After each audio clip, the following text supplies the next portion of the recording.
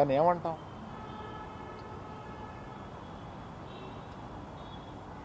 మీరేదో అడుగుతున్నారు. Sir percentage విధానం కనుక తెస్తే స్టాండ్ అలోన్ థియేటర్స్ కంటే కూడా లీజ్ ఓనర్లకు ఎక్కువ బెనిఫిట్ అవుతుంది అని ఒక టాక్ అయితే ఉంది.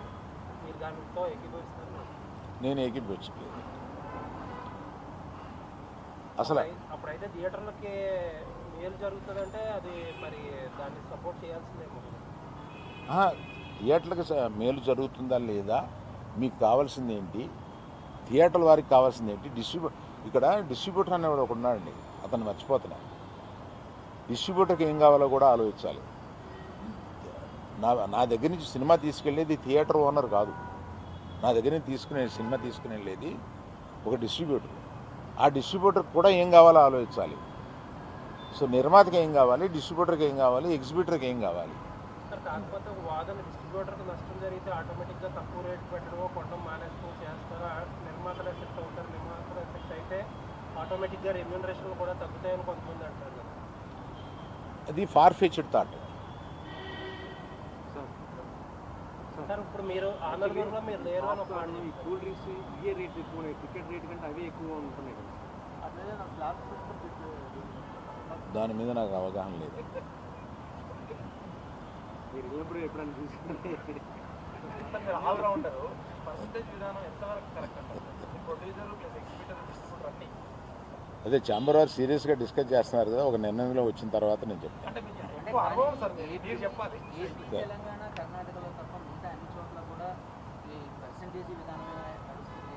కేవలం ఈ మూడిట్లో మాత్రమే ఈ రెంటల్ విధానం నడుస్తుందని. ఏమండి, తెలుగులో మాత్రమే ఎందుకు గొప్ప సినిమాలు వస్తున్నాయి? దీనికి ఒక కారణం చెప్పగలమా? అలాగే ఆ పరిస్థితులను బట్టే వస్తుంది తప్ప అన్నిటికీ ఓ రీజన్ ఉంటుంది. సరే ఈ డిమాండ్ ఫస్ట్ ఈస్ట్ గోదావరిలో స్టార్ట్ అయింది. మీరు ఫాలో అయ్యి ఉంటే ఫస్ట్ ఈస్ట్ గోదావరిలో స్టార్ట్ అయింది. వాళ్ళు పిలుపునిచ్చే టైంకి అసలు జూన్ 12న పవన్ కళ్యాణ్ గారి సినిమా వస్తుందని ఎవరికి తెలియదు. అప్పటికి అనౌన్స్ కూడా చేయలేదు. వాళ్ళు ఏదో పోస్ట్పోన్ అయింది, ఏదో జరిగింది. సో అసలు ఇలాంటి ఉద్దేశమే లేదు, హరిహర వీరమల్లుని ఇబ్బంది పెట్టే ఉద్దేశం. కాకపోతే ఈ పర్సంటేజ్ విధానం, ఈ థియేటర్ స్ట్రైక్ని వ్యతిరేకించే వాళ్ళు తీసుకొచ్చి పవన్ కళ్యాణ్ గారి సినిమాని ఇందులోకి లాగారు. సో దట్ ఏంటంటే పవన్ కళ్యాణ్ గారు అంటే భయపడి అదర్ పార్టీ తగ్గుతుందని చెప్పి అంటారు. ఏమండి, ఒకవేళ స్ట్రైక్ చేయాలనుకుంటే తర్వాత ఇంకొకసారి అయినా చేస్తారు.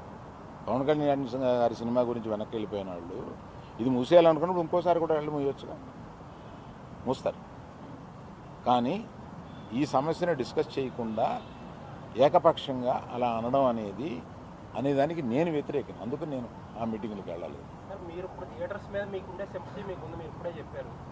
బట్ జెన్యూన్ కాజ్లో సఫర్ అయ్యే వాళ్ళు కూడా ఉన్నారు. ఇప్పుడు మొత్తం అదంతా సైడ్ ట్రాక్ అయిపోయి ఇప్పుడు మొత్తం పవన్ కళ్యాణ్ గారి చుట్టూరు, హరిహర వీరమల్లు చుట్టూరు తిరుగుతుంది. అంటే ఆ ఇష్యూ లేకపోతే మీరు బయటకు వచ్చేవారు కాదు. దీన్ని ఎలా చూడొచ్చు అంటే? మీరు చెప్పిన దాంట్లో ప్రశ్న ఏమి లేదు, ఎలా చూడొచ్చు? అంటే ఇప్పుడు ఇష్యూ అంతా, అసలు రియల్ ఇష్యూ అంతా సైడ్ ట్రాక్ అయిపోయింది. ఎవరో దాని గురించి మాట్లాడట్లేదు. ఇప్పుడు మొత్తం మాట్లాడేదంతా హరిహర. అది మీ అభిప్రాయం అయితే ఇక్కడికి వచ్చి చెప్పండి.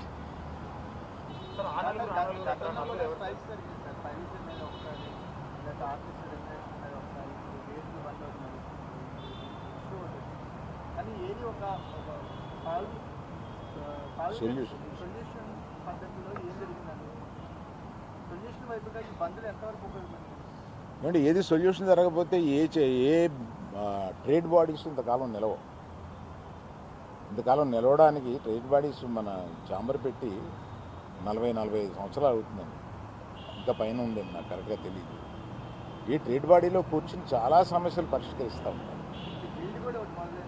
అవును, అవును.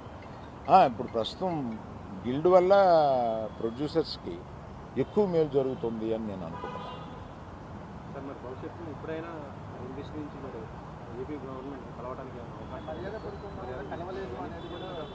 అవునండి, దానికి నేను కూడా చాలా బాధపడుతున్నాను.